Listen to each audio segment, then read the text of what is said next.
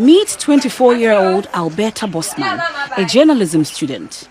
Every day of her life is a struggle, from what to eat when the sun comes up to paying her school fees. Life has been complicated for her. After her parents divorced when she was young, Alberta had to take up the responsibility of catering for her siblings.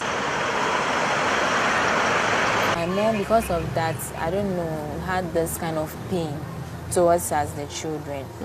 So with that kind of pain, she was treating us, she wasn't giving us the treatment we deserved, because it was like when she sees us, she sees like our father and the pain my dad has caused her and the things she had to go through when my father had no money, helping my dad to now get money and then he now leaving her.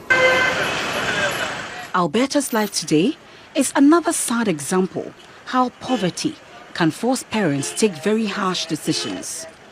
After completing secondary school, her mother stopped taking care of her, forcing her to live sometimes on the streets of Accra.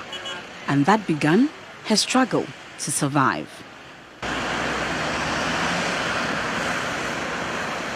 I really wanted to do something for myself because I wasn't getting support from my mom. Since I was the oldest, taking care of my siblings, I have to wake up every day, sweep, wash for all of them, cook for all of them, and make sure they go to school before I now go to school. And I was like, no, you are not taking care of me, so I have to do something on my own. So I realized she wasn't helping me and I had to take that decision and leave. Because 14th December 2014, I left home. My mom wasn't aware. That's why I'm always having big bags, because I'm now used to it.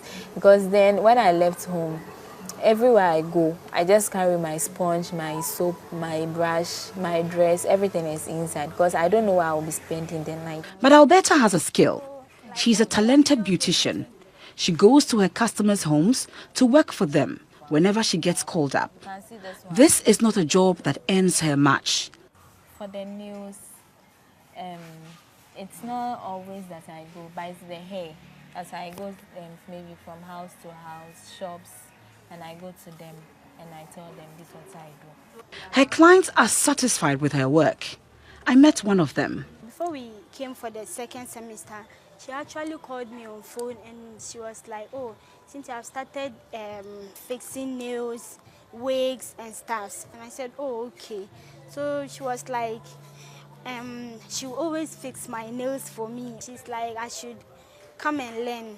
Like, I should contact her so that she will teach me how to learn how to fix nails and make wigs as well, and beads as well. Okay. Yeah, I have a contact. So anytime I feel I want to make my nails, then I just give her a call.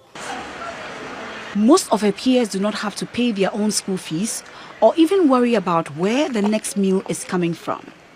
But Alberta has seen the ugly episodes in her life. From 2012 to 2014 to 2017. 2017 should be, I think, 4 or 5 jobs. The fourth one, Atlantic Tulip, and the fifth one, Valley View Clinic, where I was working in the kitchen. We were cooking, we cook and we serve the patient's food. It's a psychiatric hospital. Okay. So we cook and we serve the patient's food.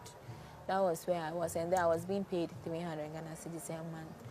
So I saved the money.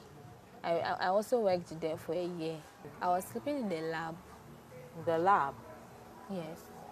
The hospital's The hospital's lab? Yes. There was no bed. So how, on the bare floor? Yes.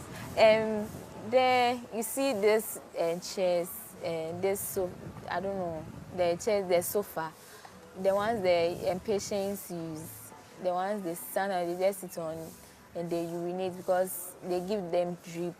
That was what I used to lay on the floor. I could lay like 5, 6 on the floor. And then I had one cloth I was using. I just use it to cover it and I sleep on it. Alberta is struggling to make ends meet, but she's determined not to give up. Yes, she says she needs help, but has this advice for ladies her age. I've realized that one thing out is like the way the ladies, it's not easy. I realize that more women or more ladies as well. We are like, we depend on men too much and it has not helped. Because me like this, there has been a point in time where I've had to depend so much on men. And though I got what I wanted, it didn't really last. So if there's anything that I would want to say, I would want to say that we the ladies, there are many opportunities for us that we can use to become better or to earn a living, rather than we depending on the men and them making us feel inferior.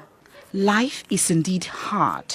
Maybe someday, when she perfects her art and starts earning some income after school, Alberta can look back to these difficult days and inspire others to have hope. Alberta is a survivor. For JoyNews, Jacqueline Sylvia Nate reporting.